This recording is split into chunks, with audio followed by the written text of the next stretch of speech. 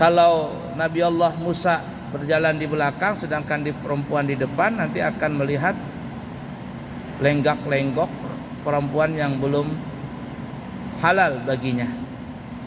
Maka Nabi Allah Musa alaihissalatu wassalam meminta kepada salah satu putri Nabi Allah Syaf itu untuk berjalan di belakangnya. Kata Nabi Musa, kalau bahasa kitanya, biarlah saya jalan di depan, engkau di belakang, nanti tunjukkanlah arah, kemana ke kanan, kemana ke kiri, dengan melemparkan batu. Nah, ketika mereka sudah sampai di rumah Nabi Allah Syuaib, maka salah satu perempuan itu memberitahukan kepada ayahnya, ayah mereka, yakni Nabi Allah Syuaib, untuk memberikan hadiah kepada Nabi Allah Musa ini karena telah membantu mereka berdua untuk memberikan minuman kepada kambing ternak mereka. Maka tanpa disangka-sangka, Nabi Syuaib ini bukan hanya memberikan hadiah, tapi Nabi Syuaib ingin menikahkan salah satu putrinya kepada Nabi Allah Musa alaihissalatu wassalam. Tentunya setelah Nabi Allah Syuaib mendengar cerita tentang perjalanan Nabi Allah Musa sampai akhirnya Nabi Musa singgah ke Nabi Allah Syuaib itu di negara Madian. Kita sebutkan ayatnya kemarin. Di dalam surah Al-Qasas ayat 27, Allah Subhanahu wa taala berfirman, A'udzu billahi minasyaitonir rajim. Qala inni uridu an unkihaka ihda banatayya hataini ala an ta'jurani thamaniya hijaj. فإن أتممت عشرا فمن عندك وما أريد أن أشق عليك ستجدني إن شاء الله من الصالحين. Berkatalah Nabi Allah Syuaib, sesungguhnya aku bermaksud untuk menikahkan engkau, yakni kepada Nabi Yusuf, untuk menikahkan engkau wahai Nabi Musa, maksudnya ya, dengan salah seorang dari kedua putriku ini. Tapi dengan syarat atas dasar bahwa engkau bekerja denganku selama 8 tahun. Ya, kalau bahasa kitanya sebagai mahar lah. 8 tahun bekerja denganku. Dan jika engkau cukupkan 10 tahun, maka itu adalah lebih baik untukmu. Maka aku tidak hendak memberati kamu, dan kamu insya Allah akan mendapatkanku termasuk orang-orang yang baik. Sekelompok kalangan dari Imam Abu Hanifah menjadikan ayat ini sebagai dalil yang menunjukkan atas kesahihan seandainya ia menjual salah satu dari kedua hamba atau dua pakaian atau semisalnya, yang demikian itu sah atas dasar salah seorang di antara anakku ini. Namun dalam hal ini masih terdapat pandangan karena yang demikian itu merupakan baru berbentuk sebuah tawaran, bukan akad perjanjian.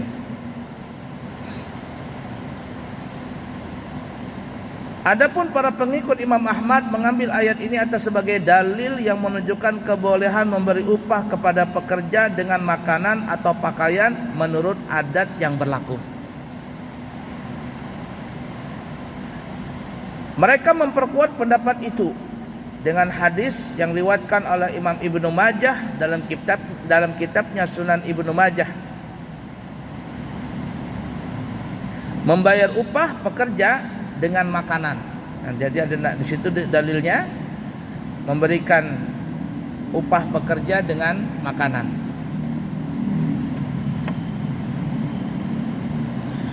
Jadi kalau kita punya karyawan ya, ini membahas sedikit tentang masalah ujrah, membahas tentang masalah upah gaji, itu boleh saja dengan apapun juga. boleh dengan apapun juga, mungkin bisa berupa barang, atau berupa uang, atau berupa makanan.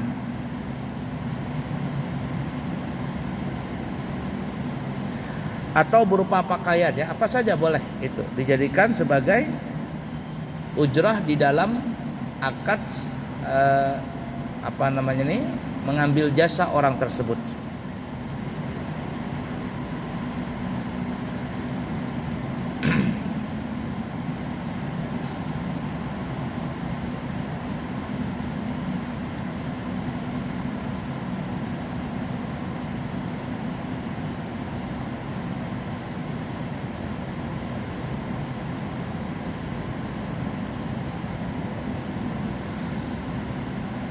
Nah, sebagaimana Nabi Allah Syuaib ini mempekerjakan Nabi Allah Musa alaihi salatu wassalam selama 8 tahun, ya, selama 8 tahun. Ya, intinya kalau kita mempunyai karyawan itu tergantung negonya, ya, tergantung negonya. Kalau umpama negonya itu uang, ya sudah uang.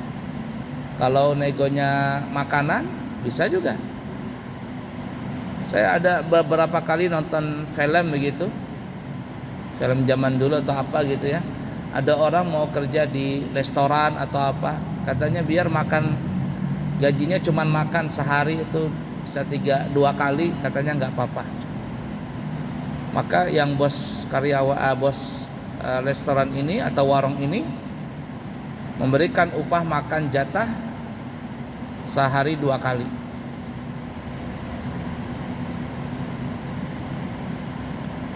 Atau umpama tidak ada gaji, ya tergantung. Kalau seandainya yang pekerja ini rela tanpa digaji sebagai relawan saja, ya boleh saja. Tergantung daripada perjanjiannya. Kalau sudah model seperti itu, ya anggaplah sebagai gotong royong saja.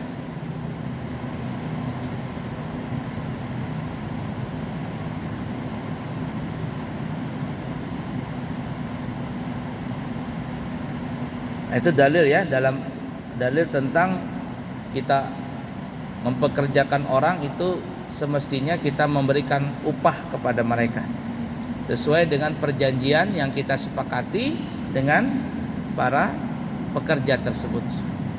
Kalau seandainya sudah disepakati, maka kita tidak boleh melanggar. Bahkan kita mesti wajib memberi hak mereka. Bahkan di dalam riwayat yang lain dikatakan salah satu kebaikan yang dikerjakan oleh orang beriman adalah dia memberikan gaji karyawannya sebelum keringatnya kering. Ini satu istilah saja, ya, artinya sebelum diminta haknya karyawan itu, kalau bisa diberikanlah lebih dahulu. Jangan ditahan-tahan, sudah waktunya gajian, kalau bisa sebelum waktunya gajian gitu. Ditambahkan gajinya bagus sekali, ya. Sehingga ada juga yang namanya gaji yang ke-13. Ala kulli hal.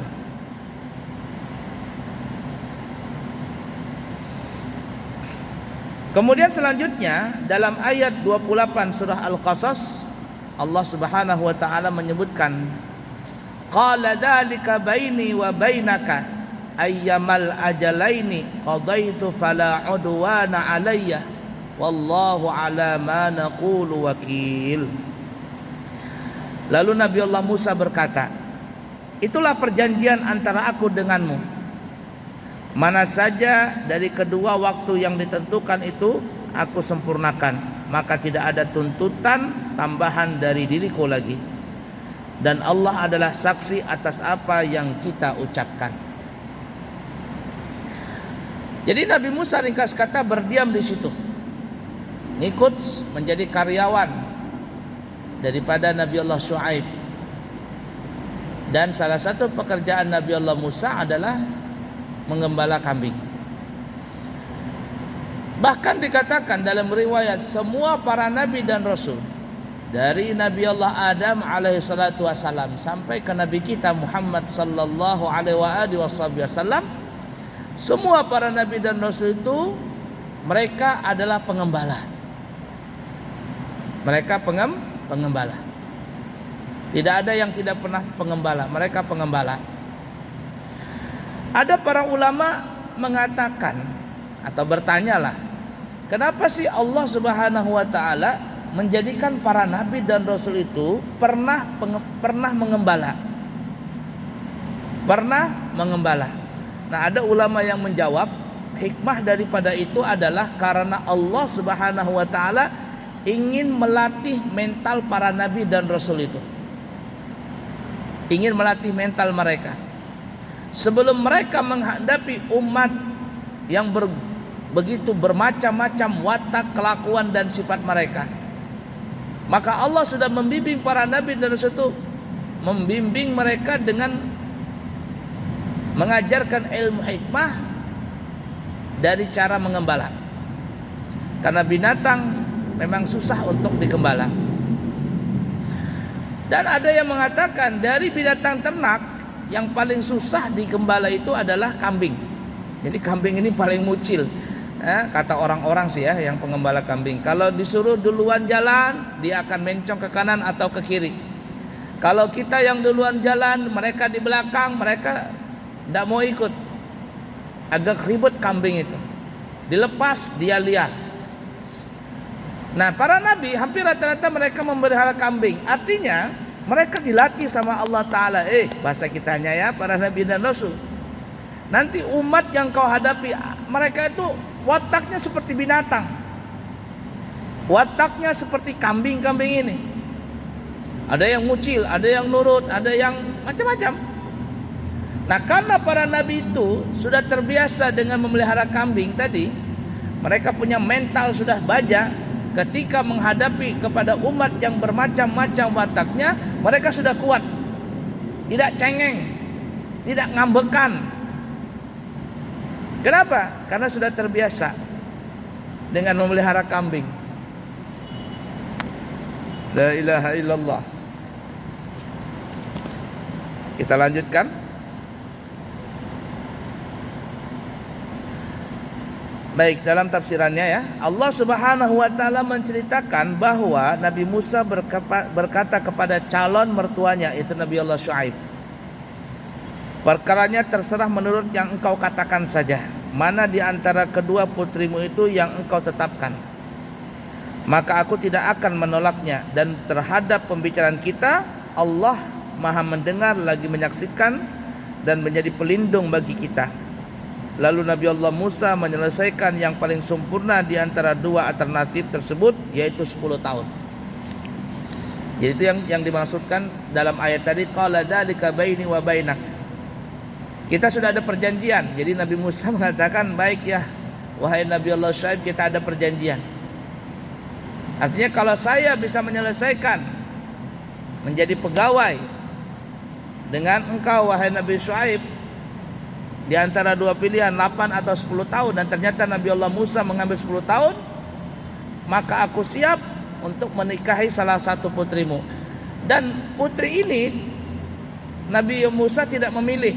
Nabi Musa menyerahkan kepada Nabi Syuaib untuk menikahkan salah satu putrinya itu. Dan dikatakan nanti Nabi Allah Musa akhirnya menikah dengan keduanya juga. Menikah dengan kedua Nabi Allah kepada kedua putri Nabi Allah Syuaib ini. Dan syariat Nabi Musa ya, syariat Nabi Musa itu seorang laki-laki berpoligami dengan dua orang perempuan yang kakak adik itu masih boleh. Zaman dulu, zaman syariat zaman dulu. Sedangkan kita tidak boleh ya, syariat Nabi kita Muhammad sallallahu alaihi wasallam tidak boleh seorang laki-laki berpoligami dengan dua perempuan yang mereka tuh kakak adik, nggak boleh. Atau yang masih ada sangkutan mahram, perempuan ini dinikahi sama laki-laki, tapi laki-laki ini juga berpoligami dengan acilnya si perempuan ini, nggak boleh. Apalagi dengan saudarinya, ini hukumnya tidak sah. Yang kedua yang tidak sah, Kecuali kalau seandainya yang satu dicerai lebih dahulu. Yang satu dicerai lebih dahulu, maka sang laki-laki ini boleh menikahi saudari mantan istrinya ini.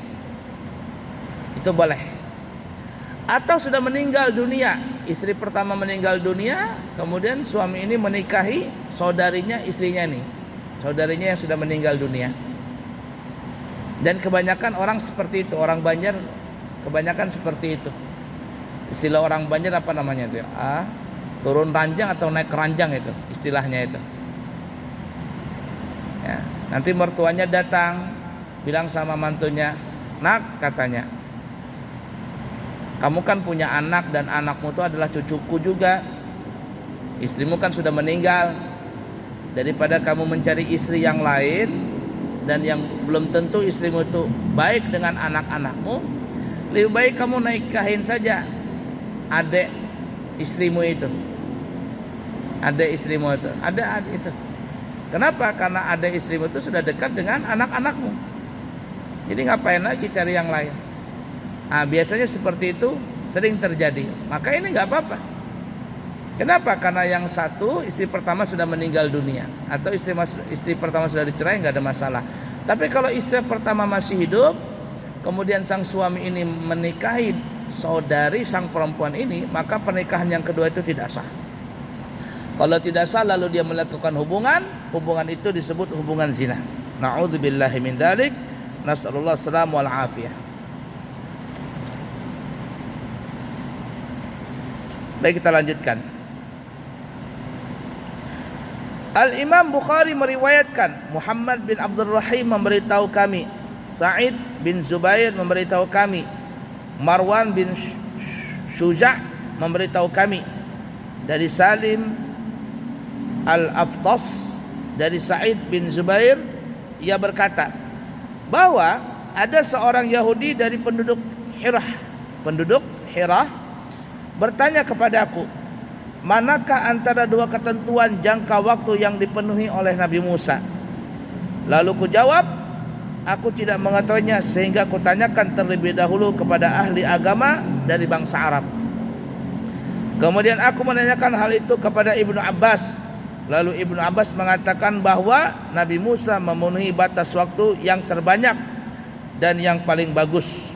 Dan apabila seorang Rasul mengatakan sesuatu, maka tentu ia akan mengerjakannya dari sisi ini. Hadis tersebut diriwayatkan oleh Al-Imam Bukhari. Nah, dari hadis Bukhari ini menunjukkan bahwa riwayat Imam Ibnu Abbas ini, bahwa Nabi Musa memilih yang 10 tahun. Bukan 8 tahun, tetapi yang 10 tahun. Setelah 10 tahun, sempurnalah pekerjaan Nabi Musa. Lalu menikahlah Nabi Allah Musa kepada salah satu putri Nabi Allah Syuaib tadi. Nanti kita lihat ya, siapa yang dinikahi pertama.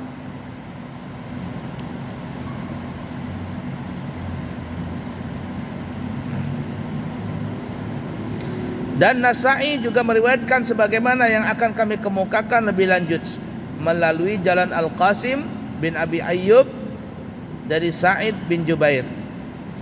Ibnu Jarir juga meriwayatkannya dari Ahmad bin Tuwasi, dari Ibnu Abi Hatim, dari ayahnya, keduanya dari Al-Humaidi, dari Sufyan bin Uyainah, Ibrahim bin Yahya, Ibnu Abi Ya'qub memberitahuku dari Al-Hakam bin Abban, dari Ikrimah, dari Ibnu Abbas, bahwa Rasulullah SAW bersabda, aku pernah bertanya kepada Jibril, manakah dua batas waktu yang dijalankan secara penuh oleh Nabi Musa?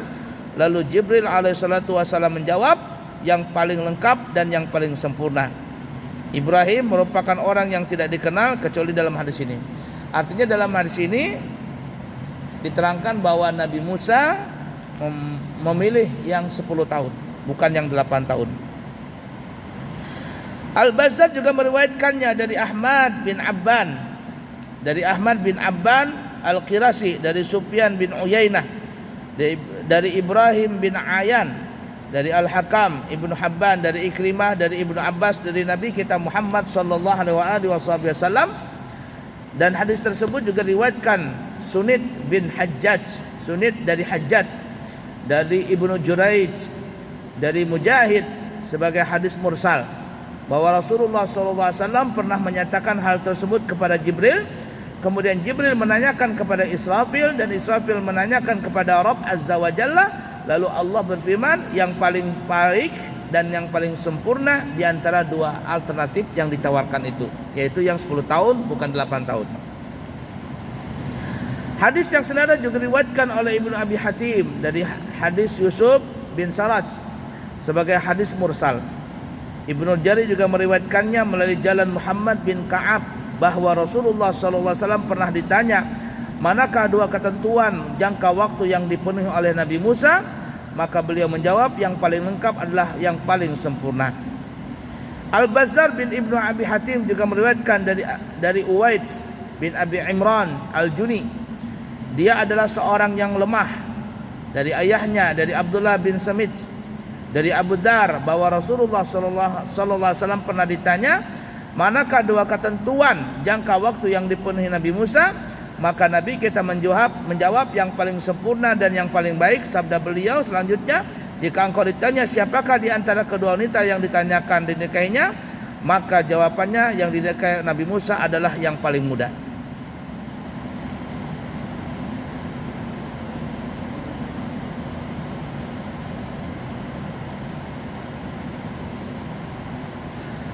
Ala-kulai seperti itu ya. Banyak riwayatnya, tapi intinya Nabi Musa memilih yang 10 tahun. Kemudian setelah Nabi Musa memenuhi batas waktu yang ditentukan, yakni 10 tahun, maka ketika hendak meninggalkan Nabi Allah Syuaib, Nabi Musa menyuruh istrinya agar meminta kepada bapaknya agar ia diberi kambing sebagai modal usaha dalam kehidupannya. Maka bapaknya, yakni Nabi Syuaib, pun memberikan anak yang dilahirkan dari kambingnya tersebut pada tahun itu. Kambing itu berwarna hitam yang bagus. Lalu Nabi Musa pergi membawa kambing itu dan meletakkannya di dekat danau hingga akhirnya beranak pinak. Hal yang serupa juga sebagaimana yang dilakukan Nabi Yakub ketika ia pergi meninggalkan pamannya Laban dan juga meminta agar diberi kambing sebagai modal usaha untuk memenuhi kebutuhan hidupnya, sebagaimana yang telah dikemukakan sebelumnya. Ala kulli hal seperti itu. Nah, nanti dikatakan selanjutnya ya, ini Nabi Musa kan belum diangkat resmi menjadi Nabi dan Rasul. Nanti setelah atau di dalam perjalanan kehidupan Nabi Musa ini di negeri Madian, dan setelah menikah kepada anaknya Nabi Syuaib, saat itu nanti Nabi Musa mengembala kambing, dan saat itu nanti Nabi Allah Musa melihat ada api. Ada api, dan disitulah nanti Nabi Allah Musa alaihissalatu wassalam resmi diangkat oleh Allah menjadi Nabi dan Rasul. Di situ nanti Allah memberitahukan kepada Nabi Musa dan memberikan mukjizat, ya, memberitahukan bahwa Nabi Musa telah resmi dilantik menjadi Nabi dan Rasul. Kemudian diberikan tongkat, yang tongkat itu nanti bisa berubah menjadi ular. Kemudian juga Nabi Musa mempunyai mukjizat tangan yang bisa bercahaya. Nah, itu nanti insya Allah kita akan membahas itu ya. Jadi kalau tangan Nabi Musa dimasukkan ke kantong, keluar itu mengeluarkan cahaya yang sangat terang. Cahaya itu lebih terang daripada cahaya matahari. Nah, setelah itu nanti baru nanti Nabi Allah Musa alaihissalam setelah resmi menjadi Nabi dan Rasul, kemudian minta izin kepada Nabi Syuaib mertuanya untuk memboyong istrinya pergi ke Mesir dan berdakwah bertemu dengan Firaun. Dan disitulah mulai gejolak tantangan Nabi Musa sangat besar karena sudah mulai berdakwah. Berdakwah. Jadi kalau orang belum berdakwah itu santai-santai saja, godaannya kecil. Tapi ketika sudah mulai berdakwah, mengajak kebaikan, disitulah tantangan sudah mulai sangat besar. Nah, bagaimana kelanjutan kisahnya? Insya Allah nanti kita sambung lagi di kesempatan yang akan datang.